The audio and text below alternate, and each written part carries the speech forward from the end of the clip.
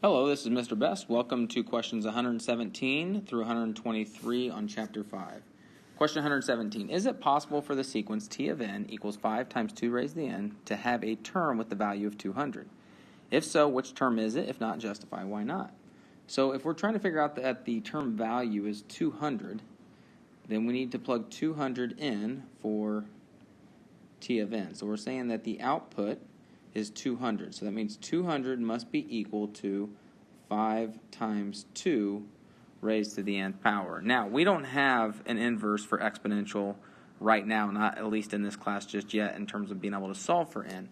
One of the things that we can do, though, is we could make this a little bit easier by dividing by 5. That will cancel the 5 on this side, and then 200 divided by 5 is 40. So we get 40 is equal to 2 raised to the n power.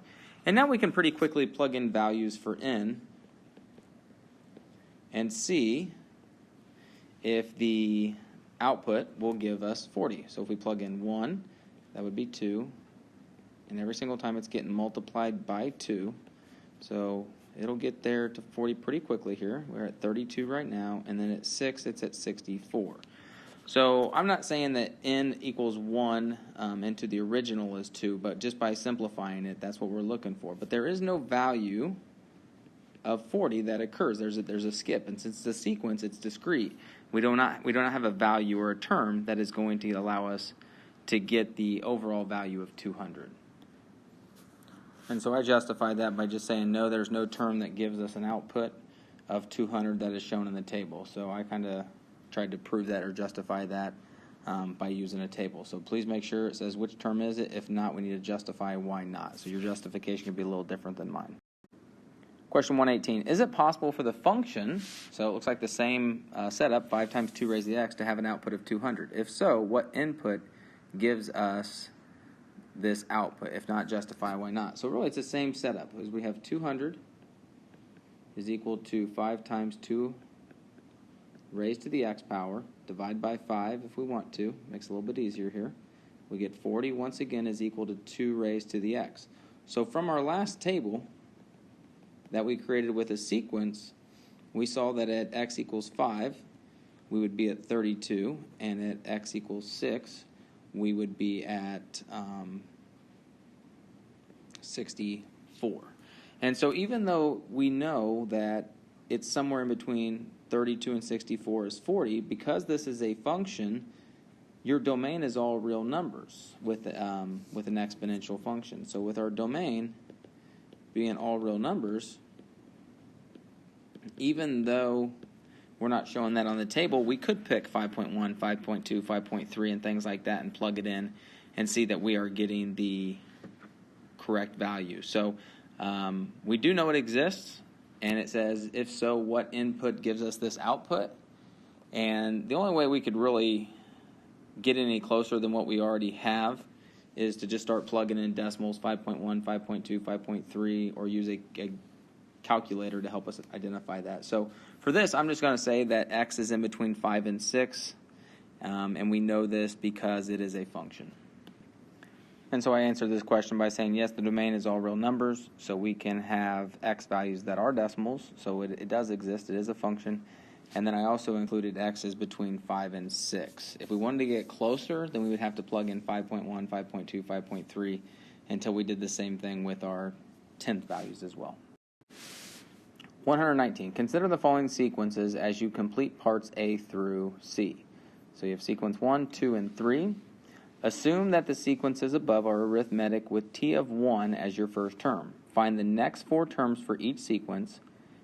For each sequence, write an explanation of what you did to get the next term and write an equation for t of n. So we've got quite a bit of stuff to do here.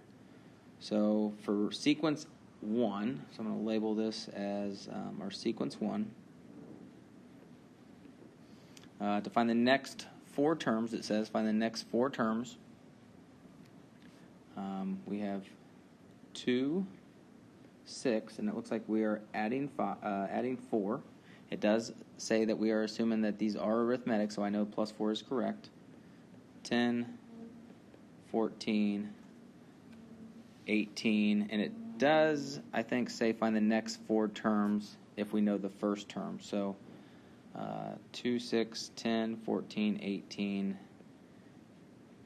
And since I guess we actually know the first two terms, so I should find 6 total. 2, 6, 10, 14, 18, 22.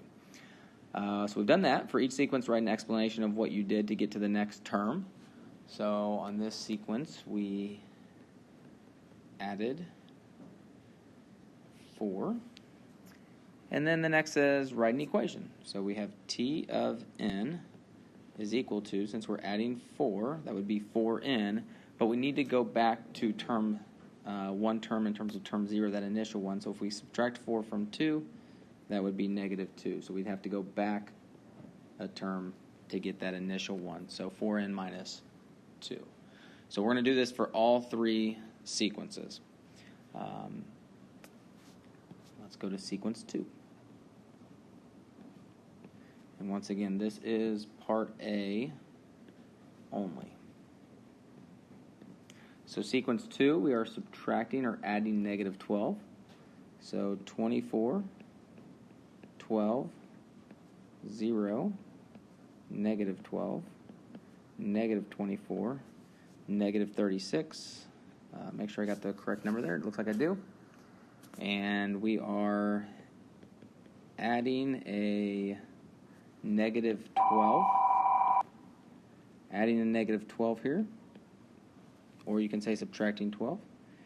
And then the sequence would be T of n, negative 12n, and then once again you have to go back a term, so that would be 36, because we have to add 12 to get to that one. So negative 12n plus 36 would be sequence 2. All right, let's take a look at sequence 3 now.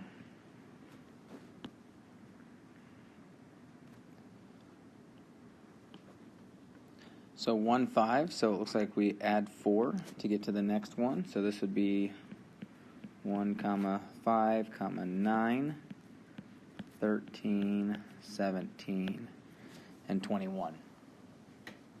And how do we get to that? We added 4. And then to write the sequence as an equation, T of n is equal to, the slope or rate of change is 4, so that's 4n. And then once again, we got to go back a term by subtracting 4, so that would be negative 3.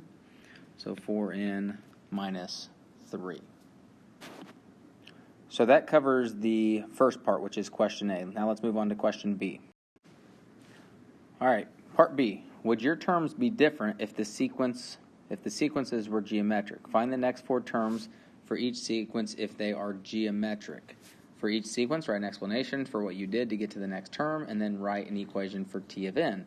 So now we're going to be doing the same thing, but we're now going to go back and say that the sequence is geometric, which does make a difference here. All right, part B. So I'm going to go erase this up here since we're going to change it. So now if it is a geometric sequence, then it's still 2, 6, but how does it change? So 2 times what multiplies to give you 6, and that would be 2 times 3. So then we can go and find the next 4 terms after that. So 2 times 3 is 6, 6 times 3 is 18, 18 times 3 is 54, 54 times 3, 162, and 162 times 3 is 486. And we would be multiplying by 3. All right, and then our equation would be T of n is equal to, the initial now is also going to change. So we got to work backwards and divide by 3. So 2 divided by 3 is 2/3. So T of n is equal to your initial, which is 2/3, times your multiplier, or your generator, which is 3 raised to the n power. And if you're not sure about that, plug n equals 1n, and you'll have 3 times 2/3, which is 2, and plug 2 in, and the same thing will happen.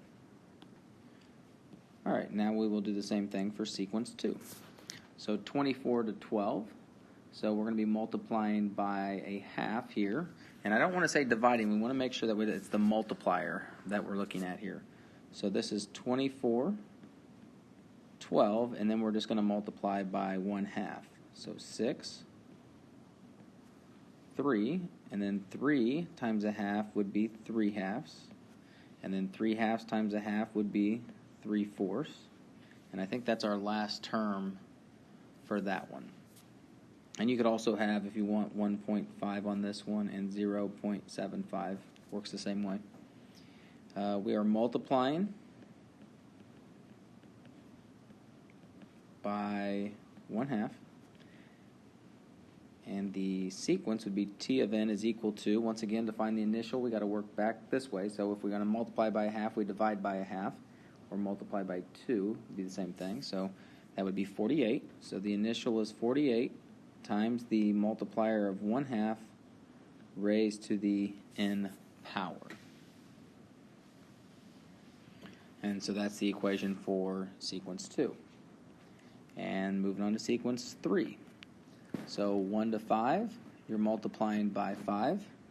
So 1, 5, 25, and then 25 times 5 is 125. 125 times 5, 625, and 625 times 5 is 3,125.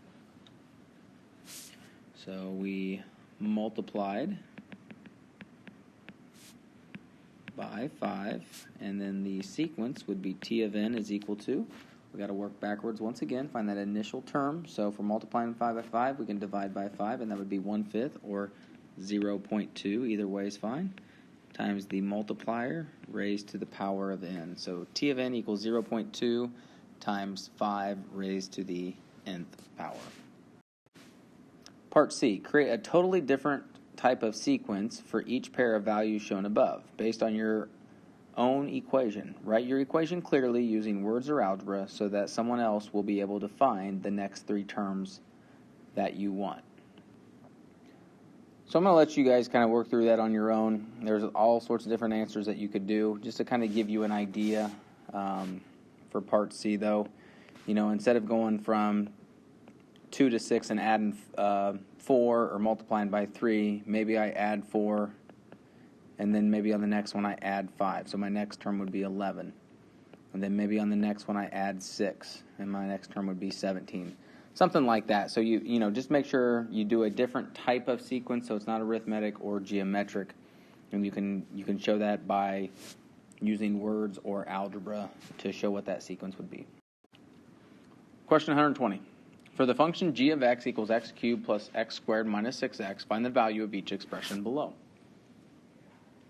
So part A, g of 1, wherever there is an x in the expression x cubed plus x squared minus 6x, we're going to replace it with a 1. So instead of x cubed, it's 1 cubed minus 1 squared. That's plus 1 squared minus 6 times 1. So that's 1 plus 1 minus 6. 2 minus 6 is negative 4. So g of 1 is equal to negative 4. B, g of negative 1. So we'll do exactly the same thing, but now we're going to plug in negative 1 for x. And you can see how I'm putting parentheses around the number that's being cubed and squared, as well as being multiplied by 6, because when you cube a negative number, it's negative 1 times negative 1 times negative 1, which is negative 1. When you square a negative, it's negative 1 times negative 1, which is a positive 1, and then negative 6 times negative 1 is a positive 6. So this would be 6 g of negative 1 is equal to 6. C, g of negative 2. So now it's negative 2 cubed plus negative 2 squared minus 6 times negative 2. So negative 2 times negative 2 times negative 2 is negative 8. Negative 2 times negative 2 is a positive 4. And then negative 6 times negative 2 is a positive 12. So we'll get negative 4 plus 12, which is equal to 8. So g of negative 2 is equal to 8. On D, g of 10. So now we are going to do 10 cubed plus 10 squared minus 6 times 10. So 10 times 10 times 10 is 1,000. 10 times 10 is 100. And then 6 times 10 is 60. So 1,000 plus 100 is 1,100. Minus 60, that would be 1,040. So G of 10 is equal to 1,040. All right, on part E, find at least one value of x for which G of x is equal to 0. So now we're trying to say 0 is equal to x cubed plus x squared minus 6x. Now, you're not going to solve this algebraically like we do other problems. You're just going to think about it. Find at least one value for x for which G of x would equal 0. So what value for x could I plug in where I would get 0? You can, kind of start with some just numbers 1, 2, 3, 4. But if you look at it a little closer, all of them have x in it. So if I say x is equal to 0, then 0 cubed plus 0 squared minus 6 times 0 is just going to be 0 plus 0 plus or minus 0 there, which is then going to be 0. So at least one of our values would be x equals 0. If you found any more, some other possibilities, these would be a little bit more challenging, but x would be equal to -3, and another possibility would be x equals 2. So if you found any of these three, you only need one, any of those three, you would have had the correct answer. But 0 would be the one I think that would be the most common. And then on to f. If f of x equals x squared, so f of x is equal to x squared minus x plus 3, we're going to take the g of x function, which is up here, and we're going to subtract the f of x function down here. So let's write that out. We're going to take g of x. I'm going to give myself a little bit more room here. So g of x is x cubed plus x squared minus 6x. And I'm going to subtract, so this is g of x, subtract f of x, which is x squared minus x plus 3. And so once again, this is g of x, this is f of x, and we are subtracting the two quantities. Since we are subtracting f of x, we're going to have to distribute that -1 through all of them. So that would be negative x squared plus x minus 3.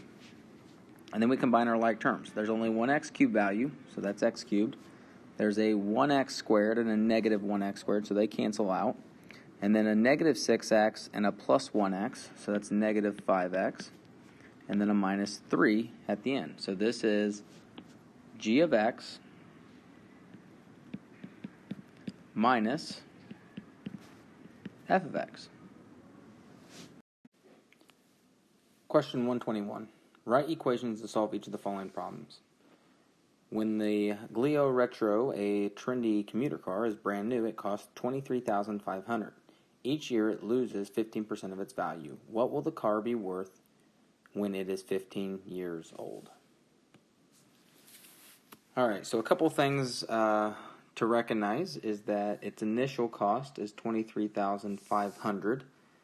So we need to realize that at time 0, the price or value maybe is equal to $23,500. And then every year it loses 15%. So in the first year, it's going to lose 15%. What do we do when something loses 15%? Well, realize its value is 100%, and then we're going to lose 15%.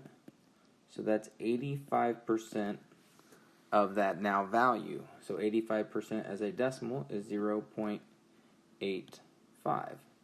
And so that will be our multiplier. And so now we're going to take this and multiply by 0.85. 0.85, and that will get me the next year. Now, it wants us to write an equation and then also find what it is in 15 years. So we don't want to keep having to multiply by every single time, and the next one we're going to have to multiply by 0.85 and so on. So we want to set up an equation. So we have y is equal to, or I guess in this case if I'm going to keep the variables that I chose a second ago would be v. V is equal to the initial price of the car, $23,500, times the multiplier of 0.85 raised to the t power. Okay, you could use x and y as well. You could write it as a function f of x. That would be fine. So there's the equation. And then if I want to answer the question as to what will the car be worth in 15 years, then I can go ahead and plug in 15 for the number of years. And so 0.85 raised to the 15th power. Plug that in your calculator and we'll get a value of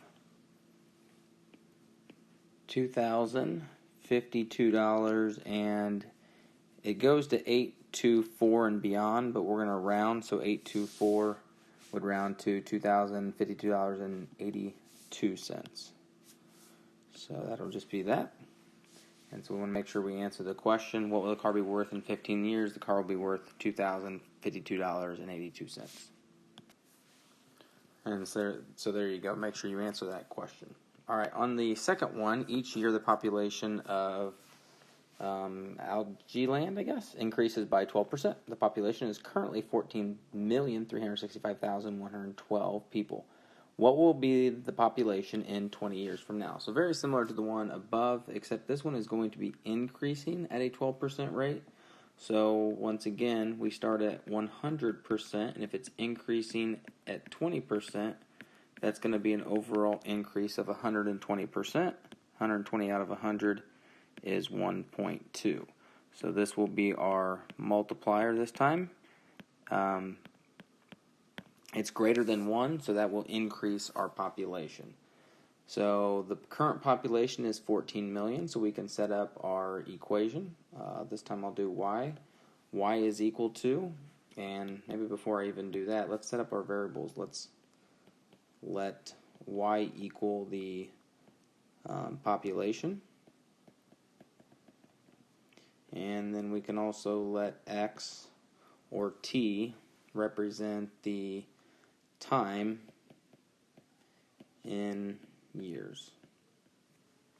So now we can write our equation. Y is equal to the initial population of 14,365,112 times the multiplier. It's going to increase, so it's 1.2 raised to the x power.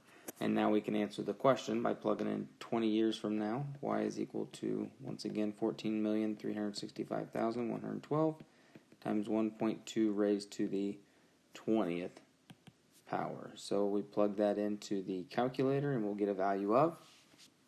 And now I just realized that I made a mistake, so I'm going to go back and fix it. It says 12%, but for some reason I decided to do 120%. So let me fix that. Let's go back. 100% plus 12% is equal to 112%, which is equal to 1.12 as a decimal. So I'll go back and fix that pretty quickly here. And so this is 1.12 raised to the x. Same thing here, 1.12, but raised to the 20th power. So now let's see what we get when we plug that in. All right, this looks better. That last number looked way too big. So we got, looks like 138,570,80.7. Since we're doing people, we want to round that up to 81. Okay, so what will be the population 20 years from now? I'm going to go ahead and write that answer, but in 20 years the population will be 138,570,081 people. And there would be our final answer. So you're looking for two things. You want to write the equation and solve the problem. So here's the equation. Well, maybe. So here's the equation, and that will be for any population or any year, I should say. And then here's answering the question. So those are the two things you want. Same thing for the one above. Here's your equation and then your answer as well. Question 122. An arithmetic sequence has t of 8 equals 1056 and t of 3 equals 116. Write an equation for the sequence. What is t of 5? So if we're looking for a arithmetic sequence, remember when you are given t of 8, this would represent your n, and then the output would be t of n. So we have an ordered pair, 8 as the input, 1056 is the output. Same thing on the next one, the input is 13 and the output is 116. So if we have 2 points, we can find the rate of change by doing the change of y over the change of x.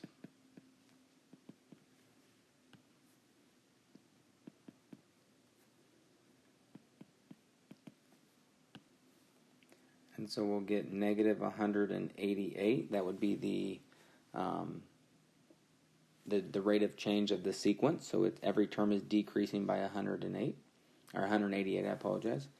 And then so we want to write the equation. Well, now we also need to use one of our points, just like we've done with all our linear equations as well. So I'm going to choose the first, actually choose the second point. So we'll do 116 is equal to negative 188 times 13 plus b.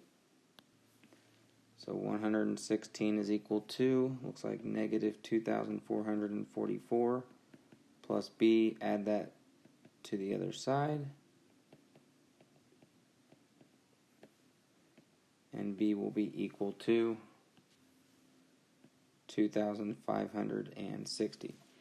So we're not going to write it in y equals mx plus b form. We want to write it as an equation for an arithmetic sequence. So we're going to say t of n is equal to the rate of change, which is the negative 188 times n plus our initial value of 2,560. So there's the equation for the sequence, and then now we want to know what t of 5 is. Well, now that we have the equation, we can find any term. So if we find t of 5, that's negative 188 times 5 plus 2,560. And so we can take negative 188 times 5, and we'll get a value of negative 940 plus 2,560. And if we take that and add those together, then we will get t of 5 is equal to 1,620. So what is t of 5? T of 5 is 1,620. And so those are the two questions that are being asked. 123. Describe the domain for each function or sequence below. So the first one is a function. So since it's a function and it is linear, your domain is all real numbers. You can plug in any value that you want because it is a function. So on part A, our domain is all real numbers. On B, B is a sequence, so same thing, but it's a sequence. So our domain starts at 1, goes to 2, 3, 4, and so on. So what we want to say is that our domain is the positive integers.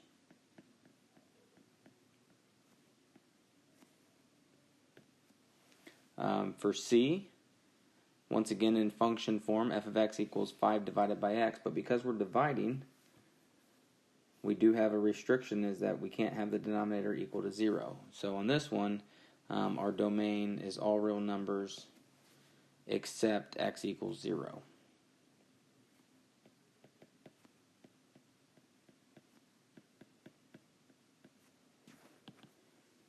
And then for D, the sequence on this one, because it's a sequence, we have restrictions as well.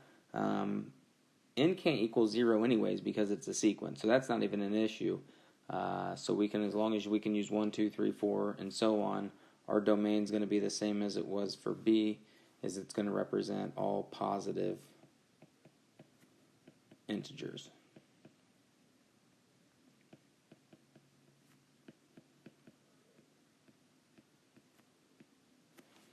All right, so there's some more examples of functions and sequences in terms of what their domains are, what we can plug in. Remember, sequences are discrete, and functions are continuous. Linear functions that we've been talking about.